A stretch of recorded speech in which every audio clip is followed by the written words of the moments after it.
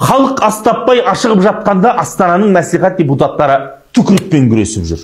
Олар сергек камераларын қоғамдық орынға түкіргендерді анықтауға қолдануды ұсыныпты. Және түкірген адам анықталса, оған 15.900 теңге айыппұл салмақ.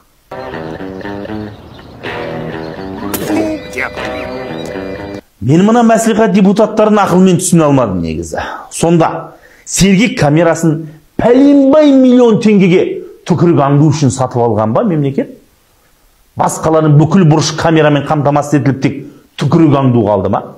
Айналайын депутаттар, мәслихатта мон тиіп отырған. Халық қазір түкірмейді, түкірігімізді жұтып жүрміз.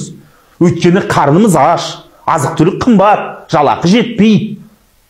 Бірақ тоқтай тұрыңыздар. Біз, яки қарапайым халық, бір жағдайда түкіруіміз мүмкін. Ол арсыз шенеуніктердің бетіне бағытталады.